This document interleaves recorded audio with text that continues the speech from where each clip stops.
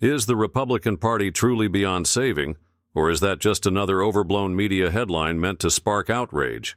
That's exactly the question lighting up political talk shows right now, especially after a jaw-dropping argument between Bill Maher and Joe Scarborough.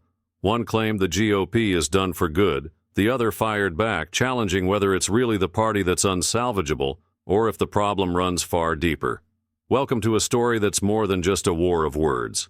It's a reflection of our political climate, a place where networks chase shock value, politicians cling to divisive labels, and viewers are left sifting through half-truths. In this video, we're not just talking about one exchange on cable television. We're pulling back the curtain on the narratives that keep America's political divide burning hot. If you've ever wondered how a single claim can ignite such a massive backlash, one that reaches beyond partisan talking points and calls our entire media ecosystem into question, stick around. This introduction is only the beginning of a deeper exploration into the forces shaping public opinion.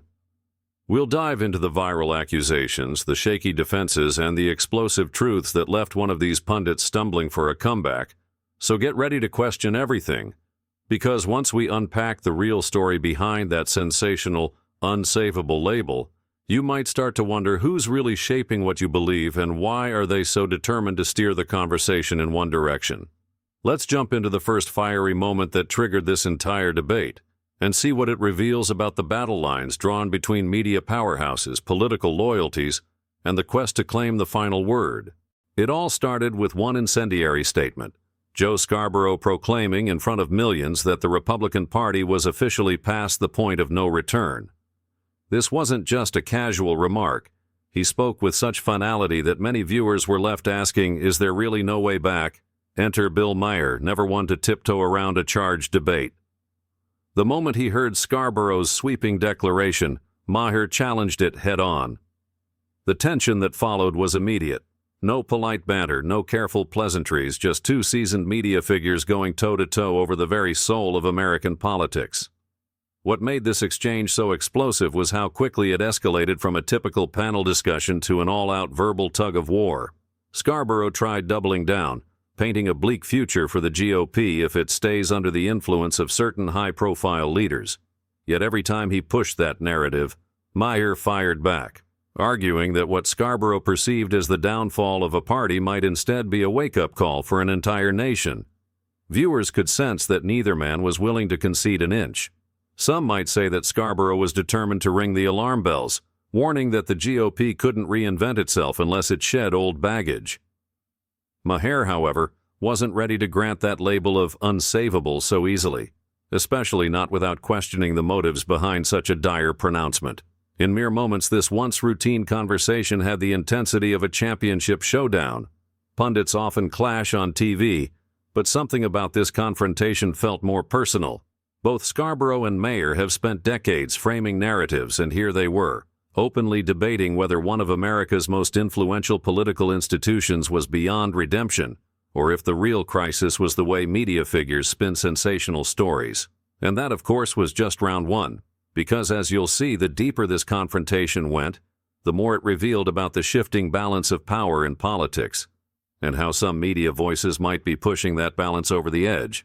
As the debate raged on, Scarborough pivoted in a heated flurry to one of his favorite targets, Donald Trump.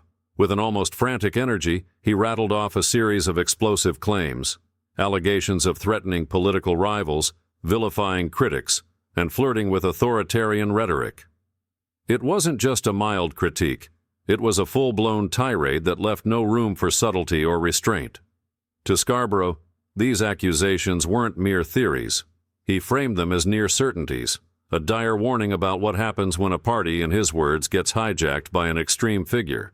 He portrayed Trump as a looming shadow over the GOP, someone whose words and tweets had allegedly corroded the party's core. In Scarborough's view, Trump was the clearest sign that Republican leaders had abandoned their principles and were plunging straight into chaos. But if Scarborough's goal was to drive home a sensational point, Bill Maher wasn't there to nod along politely. Instead, he challenged the narrative outright, questioning whether Scarborough's depiction of Trump was entirely accurate or if it veered into sensationalism. Could the media have played a part in magnifying every offhand comment or sarcastic aside, turning it into a national crisis? Maher put Scarborough on the spot, demanding to know whether the so-called Trump threat was truly so singular, or if the real issue was a media apparatus primed to pounce on every provocative soundbite. This showdown sparked a chain reaction of questions about the role of television pundits, political agendas, and the lengths networks go to maintain a narrative. Scarborough stood by his assertions, doubling down on what he believed were the dangers posed by Trump. Maher, meanwhile, shot back with the claim that singling out one figure as the entire root of a party's downfall might be missing the bigger picture. It was the kind of collision that could only happen when two outspoken personalities square off on live TV, revealing just how explosive discussions about Trump can get, even years into his political dominance. And if anyone thought the topic would die down there, the next round of this clash had even bigger surprises in store. Suddenly, the conversation flipped. Instead of discussing specific politicians, Bill Maher zeroed in on something even bigger: the forces driving America's news cycle. In one swift move, he turned the spotlight onto the media itself, shattering any illusion that the debate was just about Trump or the Republican Party. Maher's argument was straightforward yet searing. Major networks aren't just reporting the news, they're shaping it to fit a narrative. He pointed out how headlines can be strung together to paint someone as a villain while conveniently omitting context that might complicate that picture. The goal, he suggested, wasn't simply to inform, but to attract viewers with a storyline so sensational it borders on fiction. Joe Scarborough, of course, protested. He insisted his takes on Trump's rhetoric were grounded in reality. But Maher wasn't accusing Scarborough of inventing facts from thin air. He was calling out the broader system that heightens drama and amplifies outrage to keep audiences hooked. By the time you carve out the nuance, Maher argued, you're left with a simplistic narrative that drives clicks and cable ratings, but drowns out anything that might challenge it. In Maher's view, this isn't unique to one network or one political leaning. Sure, some channels may have a soft spot for certain figures, while others seem bent on taking those same figures down. But the thread that ties them together, he said, is the chase for emotional reactions. And when that emotional cycle runs 24/7, it's easy to see how the public ends up more polarized than ever. What made this exchange truly stand out was how unguarded it felt. Scarborough tried to defend the importance of calling out what he considered extreme behavior. Maher, however, insisted the real danger lies in a media landscape that simplifies everything into heroes and villains, leaving no room for honest debate. In that heated moment, viewers saw two veteran commentators grappling with the beast that made them famous, the modern news cycle itself. And the best part? The fireworks didn't end there. Next up, Scarborough would try to shift gears again, and that's when Maher turned the heat even higher. Joe Scarborough, feeling the pressure from Bill Maher's sharp critiques, tried to find a safe middle ground by arguing that political misinformation isn't confined to any single group. On the surface, this might sound like a fair statement. After all, every side has had its share of dubious claims. Yet Maher wasn't about to let Scarborough off that easily. He drew a stark distinction between run-of-the-mill political spin and the kind of sweeping narratives that shape entire election cycles. For Maher, the issue wasn't whether both sides occasionally slip up. Instead, he insisted that the sheer intensity of sensationalism, from the headlines that spark outrage to the pundits who stoke it, often tips the balance in favor of one overarching narrative. According to Maher, this narrative is meticulously designed to keep viewers in a perpetual state of alarm, fueling a ratings-driven cycle that conflates minor misstatements with seismic scandals. He argued that when Scarborough painted the media's distortions as simply everyone doing it, he was diminishing the magnitude of a systemic problem. Scarborough tried to clarify, suggesting he wasn't claiming every falsehood or exaggeration held the same weight. Rather, he aimed to highlight how no faction is truly innocent of spinning events to its advantage. Yet, as Maher pointed out, shrugging at the sheer volume of misleading claims used to demonize political opponents doesn't help anyone get closer to the truth. If anything, it normalizes an environment where people expect every pundit to stretch or distort facts, and see nothing wrong with it as long as it energizes their base. The real kicker came when Maher dug into how this phenomenon warps public perception. He noted that if viewers switch between outlets, they might see wildly different interpretations of the same event, drastically skewed to match the preference of a channel's target audience. Far from being a simple case of reporters taking different angles, Maher suggested it was part of a larger, more troubling pattern. Networks eager to keep viewers hooked by feeding them the most dramatic, divisive version of any story. Watching Scarborough attempt to walk back his argument was a turning point in the conversation. He seemed torn between acknowledging the complexity of political discourse and standing by his assertion that both sides are equally to blame. That tension left Scarborough searching for a nuance that was hard to articulate in the heat of a live showdown. Maher, meanwhile, seized the moment to press his point home, underscoring that false equivalency can be a dangerous shield if it blinds people to the louder, more damaging narratives at play. Ultimately, this segment highlighted something crucial: the risk of dismissing widespread media manipulation by reducing it to a casual, everyone does it.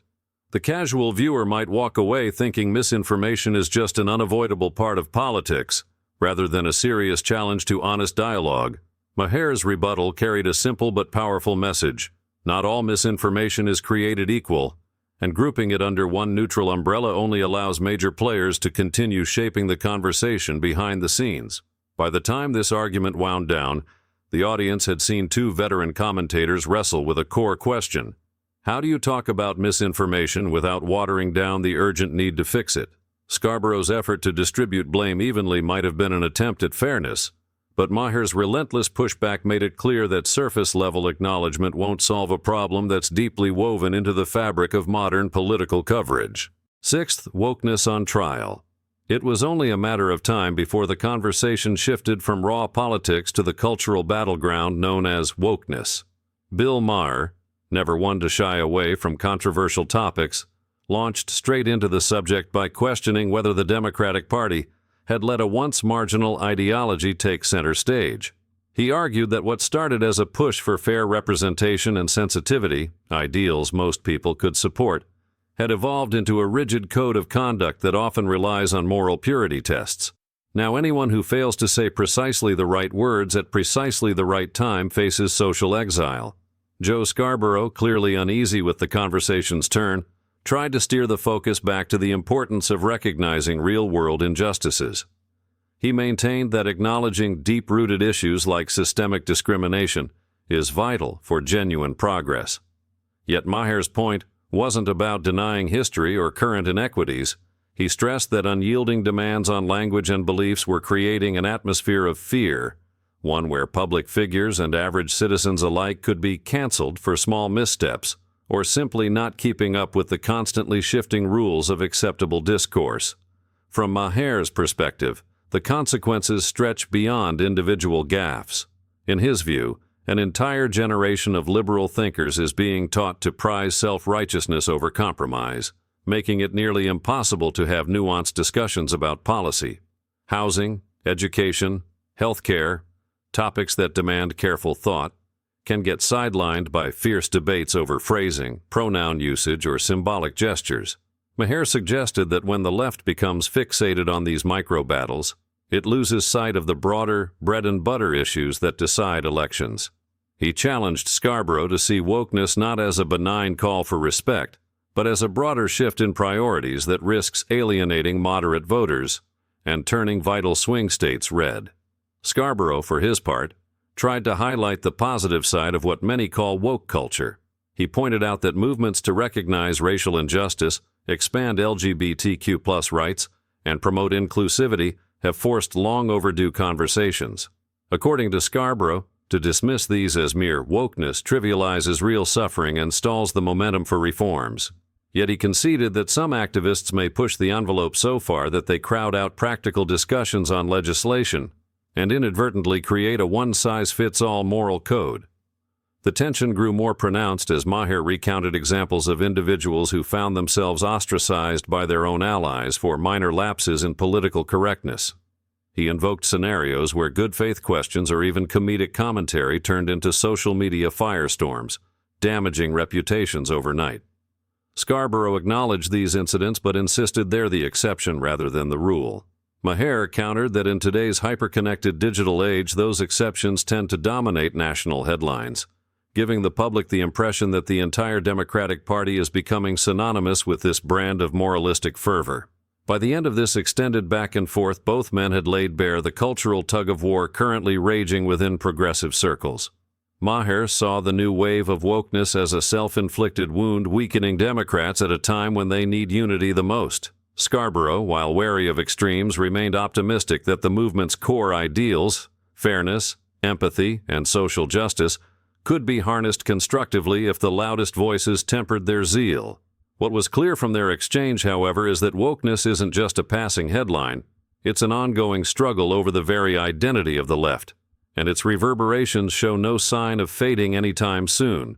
From the moment Kamala Harris entered the national spotlight, she was hailed as a history-making candidate, a woman of color ascending to one of the highest offices in the country.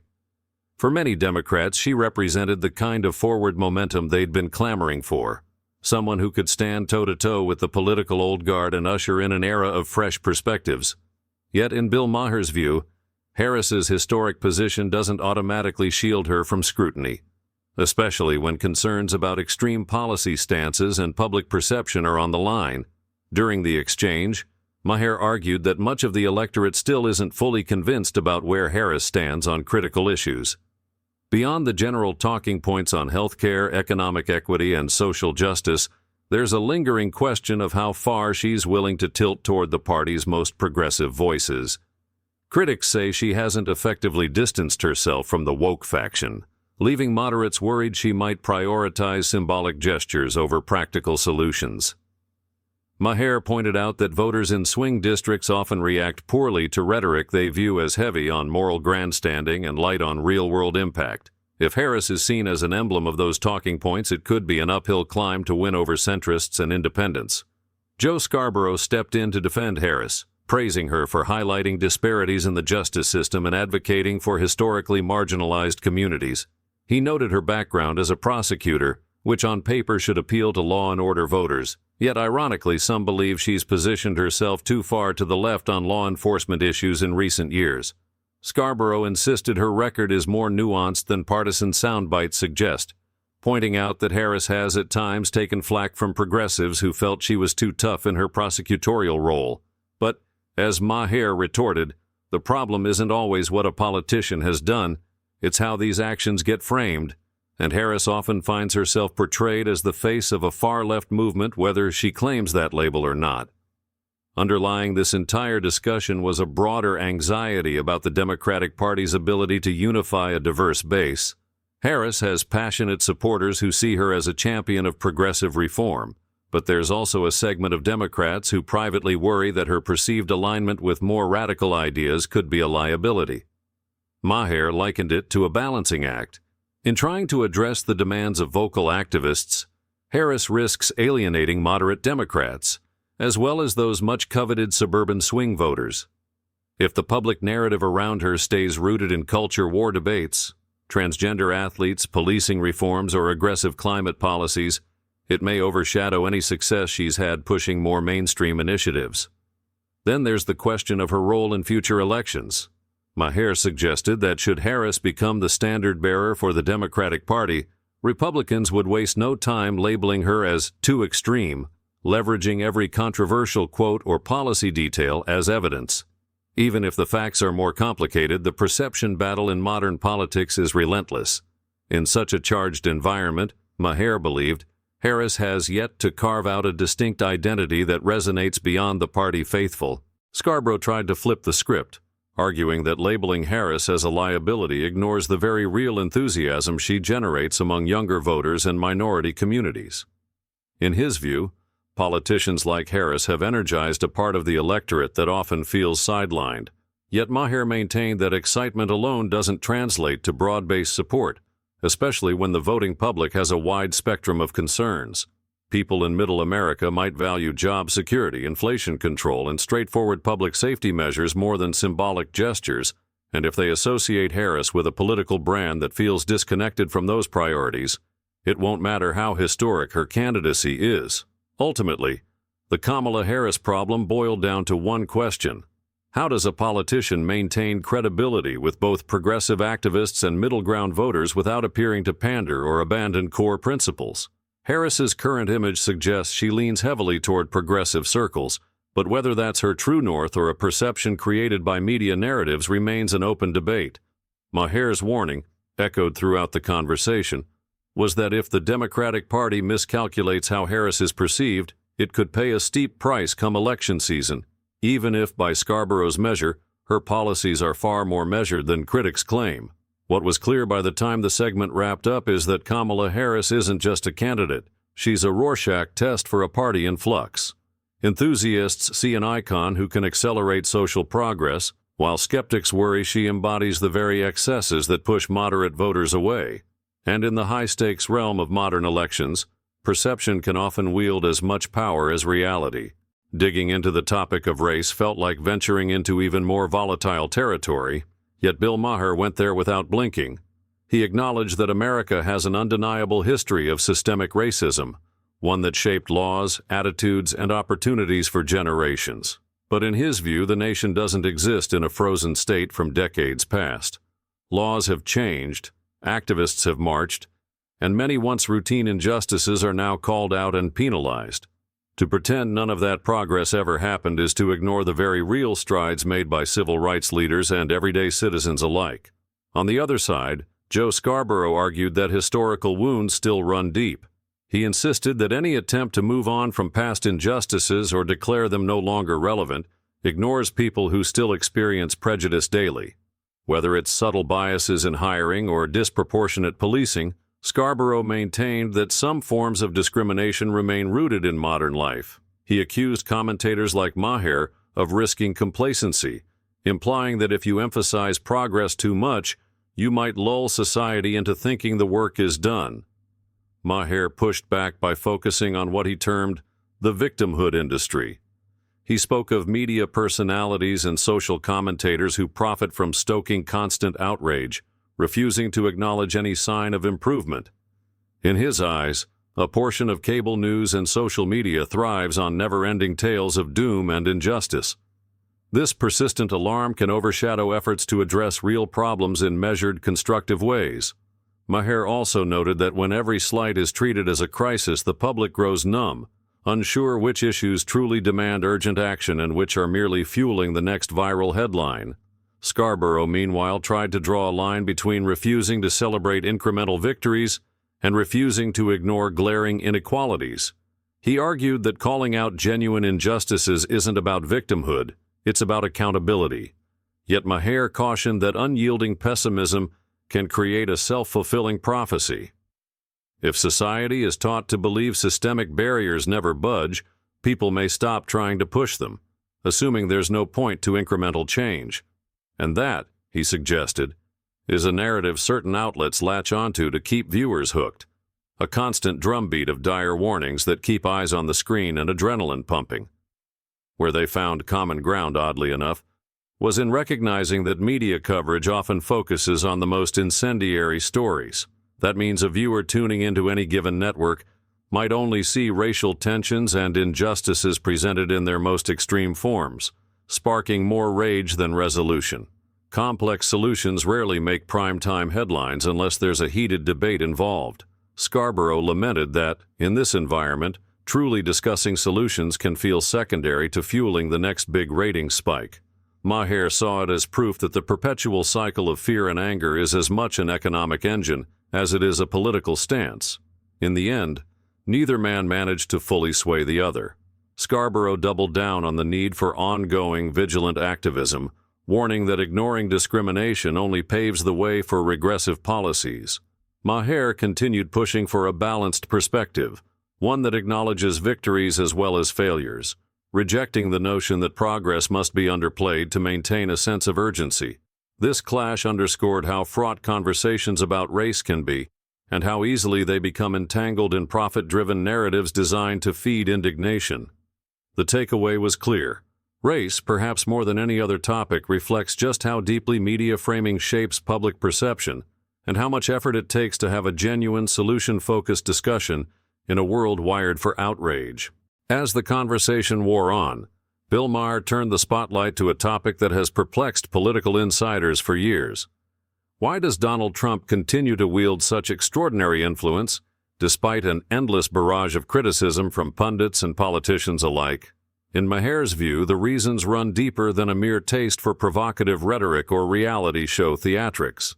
Instead, he proposed that Trump has tapped into a powerful undercurrent of disaffection, a sentiment shared by many Americans who believe traditional politics has left them behind. Maher began by highlighting Trump's anti-establishment aura. Even before his first campaign, Trump cultivated an image of a political outsider taking on entrenched elites. For voters who felt they had been dismissed or ignored by both parties, Trump's brash style and refusal to apologize seemed like a breath of fresh air. Scarborough tried to argue that this rebellious persona was little more than a carefully curated act, pointing out how Trump's wealth and celebrity set him apart from the everyday person. But Maher countered that authenticity in politics isn't always about personal background. It's about whether a leader appears to buck the status quo in a way that resonates with people who've grown cynical about business. As usual in Washington, a key facet of Trump's enduring appeal, Maher said, lies in his willingness to wade into cultural battles that mainstream politicians often sidestep. Immigration, national identity, free speech. Trump speaks on these issues in a way that can feel blunt or abrasive, depending on where one sits on the ideological spectrum. Yet for those who are tired of tiptoeing around controversial topics, his directness can seem like the antidote to what they see as an overly sanitized political climate. This, Maher explained, is especially true among voters who perceive the media as uniform in its condemnation of certain viewpoints. When Trump pushes back, refusing to adopt the language of political correctness, his supporters read that as courage, justified or not. Scarborough didn't let these points go unchallenged.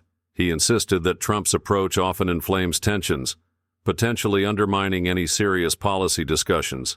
He rattled off what he saw as a pattern of inflammatory statements suggesting they contribute to national discord more than they solve real problems. Maher didn't entirely disagree. He acknowledged Trump's knack for stirring the pot, but also reminded Scarborough that the frustrations fueling Trump's rise didn't spring up out of nowhere. Economic stagnation, a sense of cultural displacement, and the belief that mainstream media is dismissive of conservative values all predate Trump's political career. By giving voice to those simmering issues, Maher said, Trump effectively positioned himself as a champion for people who feel perpetually overlooked. Another element that emerged in the discussion was how Trump plays the media like an instrument. Maher pointed out that while many outlets claim to be critical of Trump, they consistently give him massive coverage, often because he's a surefire way to attract viewers. This paradox can look to Trump supporters like proof of media bias. On one hand, networks condemn his rhetoric. On the other, they amplify every word he says, generating a never-ending cycle of outrage that keeps him in the spotlight.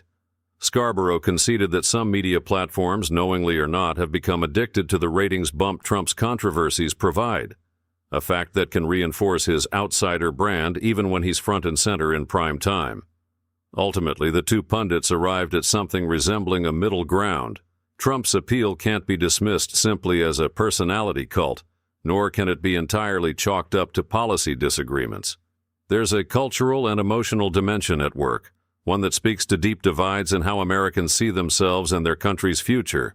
Maher's core argument was that unless rivals learn to understand and address the concerns that Trump taps into, they'll continue to be stunned by his resilience. Scarborough, while wary of normalizing Trump's more incendiary remarks, admitted that the left cannot just scold Trump's base into changing their minds. Instead, he suggested politicians and the media need to engage with those voters on issues they genuinely care about: economics, community values, and a sense of national belonging. What this segment revealed most clearly is the gap between media narratives and voter sentiment. In the high-stakes world of TV commentary, it's easy to reduce Trump's appeal to catchy sound bites or viral gaffes. But if Maher's analysis holds weight, there's a far more complex emotional connection sustaining the Trump movement. And until that dynamic is fully understood and addressed, anyone expecting his influence to vanish might be in for a long wait. After navigating through a whirlwind of accusations and counter-arguments, where Joe Scarborough declared the Republican Party unsalvageable and Bill Maher hammered away at media spin, one reality stands out above all. Our political discourse is trapped in a cycle of performance and polarization. Every big statement or heated debate generates instant buzz, brief spikes in viewer attention, and another wave of think pieces. But when the dust settles, we're left asking the same question. Did any of this push us closer to understanding or solving our national challenges? Or did it simply fuel more division? In many ways, this clash served as a microcosm of America's current public conversation. Scarborough's dire warning about the GOP gave us a glimpse of how some figures in the media paint a grim future for an entire party. Maher's aggressive pushback on everything from wokeness to false equivalencies showed just how fed up many are with one-sided storytelling. We saw how each side fights to control the narrative, whether it's framing Kamala Harris as a symbol of progressive extremes or breaking down the layers that keep Donald Trump's base so unshakably loyal. All the while, the debate about race and victimhood revealed a country torn between celebrating real strides forward and continuing to confront persistent inequalities. What these segments laid bare more than anything is the power of the media to either deepen our divides or bridge them. Politicians and pundits are jockeying for airtime, delivering hyperbolic quotes that get replayed, dissected, and repackaged until viewers can't tell where genuine conviction ends and clickbait begins. Meanwhile, complex issues, immigration, the economy, healthcare, often get left on the back burner, overshadowed by emotional sound bites that keep us spinning in circles of outrage. If anyone doubted that media framing shapes our national psyche, this entire episode was the proof we needed. So where does that leave us? If we take Bill Maher's most urgent plea to heart, it means we have to examine our own information diet. We can't just take a network's word that one party is beyond salvation, or that one person's idea of wokeness represents everyone left of center. We have to dig deeper, seek out the nuance that cable news too often skips. And as Scarborough's moments of clarity reminded us, confronting real problems, like systemic racism or political corruption, requires a willingness to step out of our tribal corners and talk about solutions instead of just shouting about the latest scandal. In the end, the real message here is cautionary. Whether you side with Maher, Scarborough, or neither, this debate underlined just how quickly political discourse can become a spectacle of winners and losers, rather than a quest for understanding. If we can learn to recognize that pattern, maybe we'll spend less time watching two talking heads argue on a screen and more time demanding thoughtful, pragmatic discussions from our leaders. After all, if those in power refuse to change the script, it's up to the rest of us to insist on something better, something that goes beyond viral headlines and channel-hopping arguments and actually puts the country on a path toward real, lasting progress.